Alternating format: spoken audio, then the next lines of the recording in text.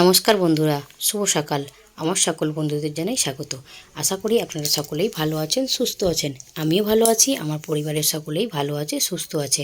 সকাল সকাল চলে এসেছি কোথায় বলো তো বন্ধুরা? এসেছি দক্ষিণেশ্বর মায়ের মন্দিরে। অনেক দিন থেকে আশা ছিল মায়ের কাছে যাব, কিন্তু সময় করে উঠতে পারিনি। আজকে হঠাৎ করেই বেরিয়ে পড়েছি। এটা নিয়ে দুবার আসা হলো মায়ের কাছে আমার। প্রথমবার এসেছিলাম গাড়িতে, আর এই যে দ্বিতীয়বার আসলাম ট্রেনে করে। এখনও ব্রিজ দিয়ে হেঁটে যাচ্ছি।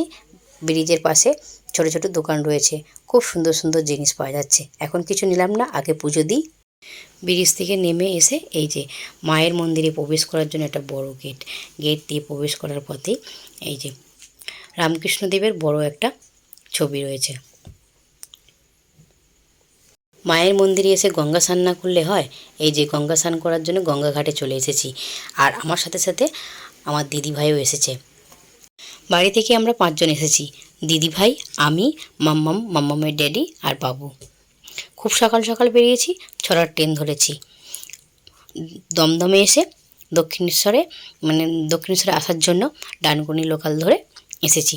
এসে কোথাও 1 মিনিটও সময় নষ্ট করিনি, এসেই স্নান করে নিচ্ছি।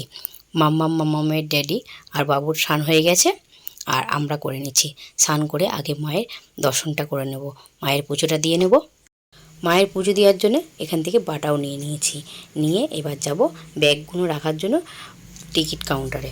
তো ওখানে টিকিট নিয়ে ব্যাগগুলো জমা দেবো, দিয়ে মায়ের পুজো দেওয়ার জন্য লাইনে দাঁড়াবো। মায়ের দর্শন করে পুজো দিয়ে চলে এসেছি। এসে এই যে ফোন ভেতরে নিয়ে যেতে দেয় না। এসে এখানে জুতো আর গঙ্গা জল রাখা ছিল, তো সেইগুলোই নিয়ে যাব। এবার পুজো দেওয়া হয়ে গেছে, আমরা এবার বেরিয়ে পড়ছি।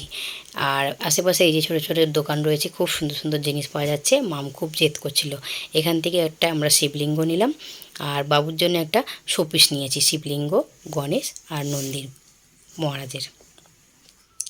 এবার নিয়ে আমরা এখান থেকে বেরিয়ে পড়ছি, দেরি করব না, কারণ বাবু আর মামের খিদে পেয়ে গেছে। পুজো দেওয়া হয়নি বলে আমরা সকাল থেকে কিছু খাইনি, এবার খেয়ে নেব। মন্দিরের মাঝেই একটা পুকুর আছে, আর আমরা পুকুরের ধারেই দাঁড়িয়ে আছি। মাম্মামের ড্যাডি গেছে দেখতে আশেপাশে কিছু পাওয়া যায় কিনা। আর এই যে কত মাছ ঘোরাঘুরি করছে, দেখতে কি ভালো লাগছে, তাই না বন্ধুরা? আমার তো ভীষণ ভালো লাগছে, তাই জন্য ভাবলাম একটু ক্যামেরা বন্দি করে নিই। এরকম মনোরম দৃশ্য কোথায় দেখতে পাওয়া যায় বলো তো বন্ধুরা? খুবই কম, এখন আর সেরকমভাবে দেখা যায় না। এরকম দৃশ্য গ্রামের দিকেই দেখা যায়। আমার তো দেখে এতটাই ভালো লাগছে, এখান থেকে তো আমি এক বিন্দু সরে দাঁড়াতে পারছি না। খাওয়া দাওয়া সব হয়ে গেছে, এবার আমরা বাড়ি ফেরার পথে। তখন ট্রেনে করে এসেছিলাম, এবার মেট্রোয় করে যাব। বাবু আর মামকে মেট্রো চড়াবো। আর আজকের মতো ব্লগটা আমি এখানেই শেষ করলাম। যদি ভালো লেগে থাকে লাইক কমেন্ট শেয়ার করার জন্য অনুরোধ রইল।